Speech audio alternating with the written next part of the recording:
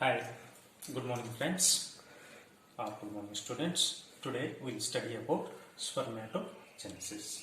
Before that, we'll understand one more term called gametogenesis. What is gametogenesis? Okay, it's a formation of the gametes inside the gonads. How gonads are takes place, or gametes are take place. In male, gametes are produced in the testes. In female, gametes are produced in the ovaries. Today, we'll only talk about the formation of the male gametes. It's called spermatogenesis. Okay? How this process takes place? As you can see in the board, this is the schematical representation of this is divisional representation which is done in schematical view. This is the cross-sectional view of the seminiferous tubules. To understand you better, I have drawn side by side. Okay? How this process how the sperm will form inside the seminiferous tubules. We will understand briefly. Only today we will study about male sperm production. See, I have written the word spermatogonium. What is this word? This is also called spermatogonial cells. How this? During the maturity, we are able to produce sperms. During that time, repetitive mitotic division will takes place. They produce the daughter cells. Daughter cells are having the chromosome number 46. When they produce mitotically, okay, you have seen, assume for example, it produces two daughter cells, A daughter cells, B daughter cells. We'll take only one example, B daughter cells. We'll study that one. When they produce mitotically, there you have seen here, this is the growth phase. How they grow, how they increase in their size. Certain period, they take the nourishment from the Sertoli cells. They grow certain period. That called primary spermatocyte. After that one, they have to move to the growth phase to the maturation phase. How they move from the growth phase to maturation phase? They divide mitotically or meiosis. This is a one. Okay, when they do meiosis one, they produce secondary spermatocytes. These spermatocytes is the reductional, you should understand, this is the reductional division where the chromosome number exactly half, means 46 divided by 2 is nothing but 23. When secondary spermatocytes is produced, that is a maturation phase. From there, again one more mitotic division will take place, this meiosis 2. During that one, spermates is a haploid, all are N. Haploid, this is not a reductional, this is equational reduction, equational one. Here no reduction, here equational haploids will form. This is called spermatids. What happened after spermatid? You have seen here spermiogenesis. What is spermiogenesis? It's a formation of the sperms from the spermatids, or it is transformation of the spermatids into the sperms. What will happen during that time? Spermatids are initially non-motile, non-functional and inactive. This has to be converted into functional, active and motile. From there, the sperm journey starts. You can see here, the head of the sperm are embedded into the Sertoli cells. When they are released from the Sertoli cells into the lumen of the seminiferous tubules, it's called spermiation. Sperm is released. Okay, from there sperm journey starts. From there it moves to the epididymis, like that it goes. Lastly, it is ejaculated from the penis and deposited into the vaginal cavity of the female. Okay, this is called spermatogenesis. This is, I hope you have briefly understood. This is schematical. This is only divisional thing where you are seeing one mitotic division, two meiosis division. Here you can see this is cross-sectional view.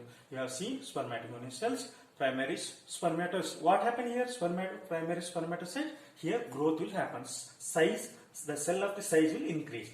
Secondary spermatocyte. Here maturation will take place. Slowly spermatids to sperms. Sperms is nothing but you can call spermatozoa. From there sperm will take place. During that one, spermation time, during sperms will undergo morphological and physiological change.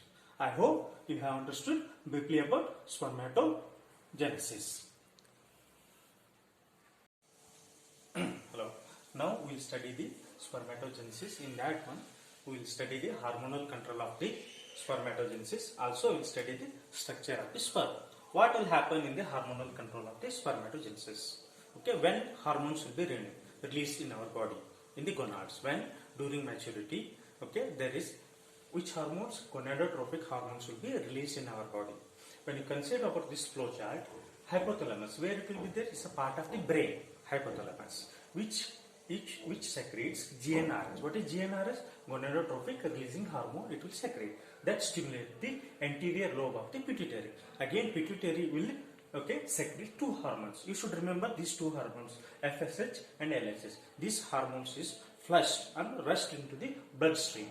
That called follicle stimulating hormone and luteinizing hormone. This luteinizing hormone this stimulates the Leydig cells. Where it will be there, Leydig cells? It all serotic cells and Leydig cells will be there in the testes. This Leydig cells again produces or secretes androgens. Androgens is nothing but testosterone. When this testosterone level increases at a sufficient level, you get the testosterone, then move back to it sends signals to the stop the secretion of the LH. When LH stop the secretion, testosterone will be remain same. It will not produce. Same thing it will happen for an FSH. Stimulate the serotic cells. Serotic cells also stimulate the spermatogenesis. Same times it secretes inhibin hormones. That when inhibin is reached at a certain level, then sends the negative feedback to stop the FH secretion. With respect to inhibin, one more hormone called ABP hormone. What is ABP? Androgen binding protein will be also secreted. I hope you have understood this hormonal control of the spermatogenesis. You should mainly remember the FH and LH. What is FH? Follicle stimulating hormone. What is LH? Luteinizing hormone. You should remember this. When come to the structure of the sperm is mainly divided into three parts. What was? Head, middle piece, tail. Mainly the length of the, you can see total length of the sperm is around 52 to 62 micron. Head comes to the approx 4 to 5 micron.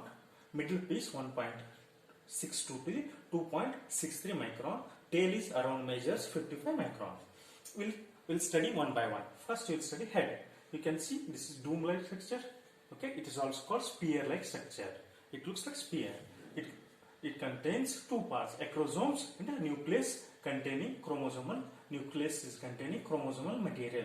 Nucleus is haploid or diploid? It's a haploid in nature, N in nature.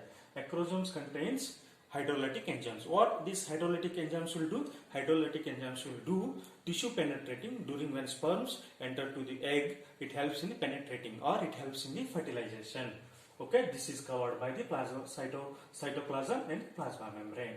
When next comes very small part called neck. Neck measures around 0.3 micron. It contains mainly two parts. Proximal central, which is very near to the, which is instead of near, you can tell anterior. It is, anterior, proximal central, distal central.